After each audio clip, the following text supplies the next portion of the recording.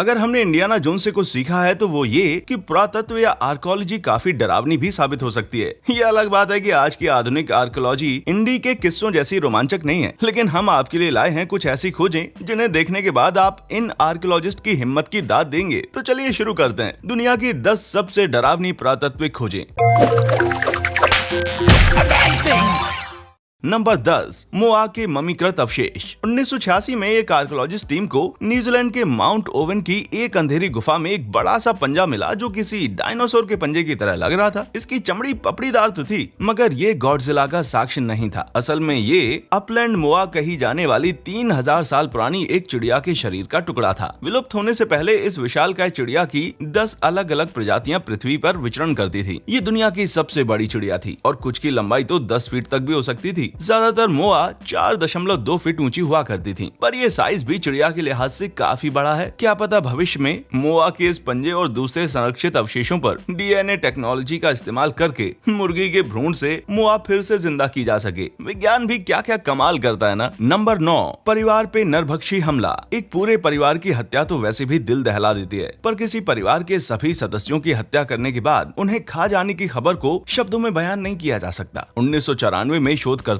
को उत्तर पश्चिम स्पेन में स्थित सिड्रोन की गुफाओं में एक निएंडरथल परिवार के अवशेष मिले, जिसमें 3 बच्चे, 3 किशोर और 6 वयस्क थे। अनुमान के मुताबिक उनकी मृत्यु करीब 49,000 साल पहले हुई थी। उनकी चकनाचूर हड्डियों से पता चलता है कि उन्हें तेजी से एक झटके में मारा गया, फिर खोपड़ी खोलकर भेजा, जुबान और यहाँ तक कि हड्डियों का गूदा तक निकाल लिया गया। उस जगह आग के कोई भी निशान नहीं मिले, यानी इस परिवार को किसी ने कच्चा ही खाया था। वैसे निएंडरथल्स के लिए नरभक्षी होना कोई बड़ी बात नहीं थी, क्योंकि ऐसे और भी बहुत से साक्ष्य प्राप्त हुए हैं, पर ये इस तरह की अब तक की सबसे बड़ी खोज थी। लगता है ये लोग बुरे समय में एक दूसरे को अपना खाना बनाने से जरा भी नहीं चूकते थे भाई। नंबर 8, जंजीरों में जकड़े आदमियों की सामूहिक कब्र। प्राचीन ग्रीस के कब्रिस्तान में शोधकर्ताओं ने 80 कंकालों का भयंकर मंजर देखा, जिसमें बहुत से कंकाल जंजीरों में जकड़े हुए थे और उनके जबड़े खुले हुए थे। इनकी मौत को लेकर तरह तरह के कयास लगाए जाते हैं, पर ज्यादातर एक्सपर्ट्स का मानना है ये साइलोन के समर्थक हैं, जिन्हें सजाए मौत हुई थी। साइलोन एथेंस का एक जाना माना सामंत था। 632 ईसा पूर्व में उसने तख्ता पलट करने की कोशिश की, पर बुरी तरह नाकाम रहा। ऐतिहासिक दस्तावेज बताते हैं कि साइलोन तो बचकर भाग गया, पर उसके सभी समर्थकों को मौत के घाट उतार दिया गया। ये कंकाल 650 से 625 ईसा पूर्व के बीच के हैं और ये सभी एकदम जवान और स्वस्थ मर्द थे और उन्हें किसी आम अपराधी की तरह नहीं, बल्कि पूरे सम्मान के साथ दफनाया गया था। ये सभी तथ्य ध्यान में रख के देखें तो यही लगता है कि एक्सपर्ट्स की बात एकदम सही है। नंबर 7, बुल्गारिया के वैम्पायर की कब्र। बुल्गारिया में की गई पुरातत्विक खुदाइयों में वैम्पायर्स की बहुत सी कब्रगाहें मिली हैं। मध्ययुगीन बाल्कन में वैम्पायर्स को लेकर बहुत सी अंधविश्वासी मान्यताएं प्रचलित थीं। इन मान्यताओं के चलते मुर्दाओं को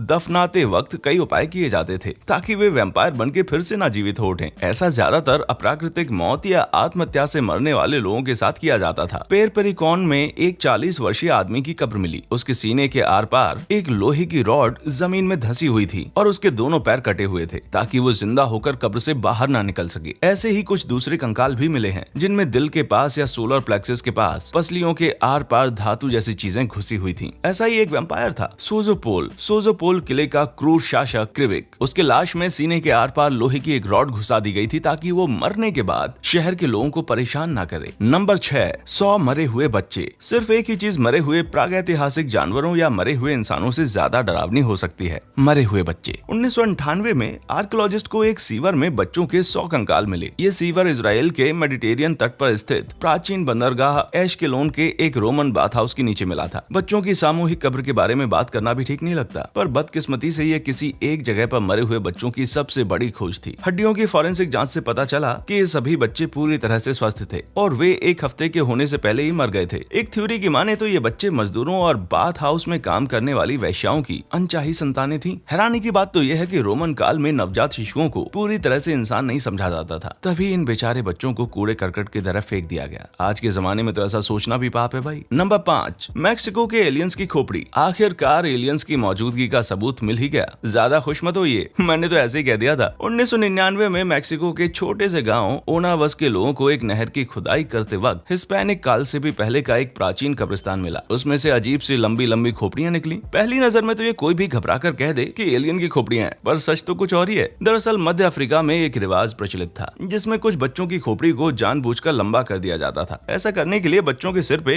लकड़ियों की तख्तियां बांध दी जाती थी, जिससे पड़ने वाले दबाव के चलते उनकी खोपड़ी ऐसा शेप ले लेती थी। बच्चों के साथ ऐसा व्यवहार करना तो एलियन देखने से भी ज्यादा डरावना है, पर ऐसा आखिर किया क्यों जाता था? ये लोग ऐसा क्यों करते थे ये तो नहीं पता, पर बहुत सी दूसरी सोसाइटीज में ऐसा धार्मिक रीतियां या लोगों को बाकी समाज से अलग दिखाने वाला बनाने के लिए किया जाता था। नंबर 4, बर्फ में जमे बलि के बच्चे, लुलाई लाचो ज्वालामुखी अर्जेंटीना। जरा इमेजिन कीजिए कि आप किसी प्राचीन मंदिर में खोजबीन कर रहे हो और वहाँ आपको बलि के लिए मारे गए बच्चों की जमी हुई लाशें मिले। अर्जेंटीना के लुलाई लाचो ज्वालामुखी की चोटी के पास स्थित एक मंदिर के पास 1999 में ठीक ऐसा ही हुआ। करीब 500 साल पहले इन बदनसीब बच्चों को इंका लोगों में प्रचलित कापा कोचा कही जाने वाली बलि प्रथा के लिए मार दिया गया था। इनमें से सबसे छोटे बच्चों को आर्कियोलॉजिस्ट ने लुलाई लाचो बॉय और लाइटनिंग गर्ल नाम दिया। 13 साल की लुलाई लाचो मेडन सबसे महत्वपूर्ण थी क्योंकि उसके बाल सजे हुए थे, सिर पे परों से बना एक ताज भी था। बलि दिए जाने से पहले 1 साल तक इन बच्चों को कई रीति रिवाजों में भाग लेना पड़ा, जिस दौरान इन्हें बेहतरीन से बेहतरीन खाना खिलाया जाता था, पर साथ ही साथ उन्हें खूब सारी मकाई की शराब और कोको की पत्तियां भी खानी पड़ती थी। सो वे ज्यादातर समय नशे में ही रहते थे और उन्हें घसीट कर एक जगह से दूसरी जगह ले जाना पड़ता था। ऐसा शायद इसलिए किया जाता था ताकि वे अपनी आने वाली मौत का विरोध ना करें और चुपचाप भगवान के सामने बलि चढ़ जाएं। नंबर 3, सेक्रेड रिज का नरसंहार कुंड। एक बार आर्कियोलॉजिस्ट ने कोलोराडो में सेक्रेड रिज कही जाने वाली एक प्राचीन मूल अमेरिकी बस्ती में मिली हुई चीजों की लिस्ट बनाई। तभी उन्होंने नोटिस किया कि 22 गर्त आवासों के एक समूह पर इंसान की लाश के टुकड़े बिखरे हुए थे। ऐसा किस हथियार से किया गया था? जवाब बड़ा ही आसान है, क्योंकि पास ही उन्हें खून से सनी कुल्हाड़ियां भी मिली। पता चला कि 1200 साल पहले गांव के 35 लोगों को मारने के बाद उनके सिर कुचल कर शरीर के टुकड़े टुकड़े करके जला दिया गया था। और हाँ, इस यातना के दौरान उनके सिर से बाल भी छीलकर उतार लिए गए थे। इस नरसंहार के लिए पड़ोस के गांव के लोग जिम्मेदार थे। क्यों? क्योंकि मरने वाले सामंत वर्ग के थे जो कि अगल बगल के लोगों पे हुक्म चलाते थे। सो एक दिन लोगों ने कुल्हाड़ी उठाई और हुक्म चलाने वालों से छुटकारा पा लिया। वैज्ञानिक आज भी इस बात पे सहमत नहीं है कि इस कांड को नरसंहार कहा जाए या मामूली कांड। कोई भी नाम दे दो भाई, पर कटी हुई लाशों से भरा गड्ढा मिलना तो वाकई सबसे डरावनी खोजों में से एक है। नंबर 2,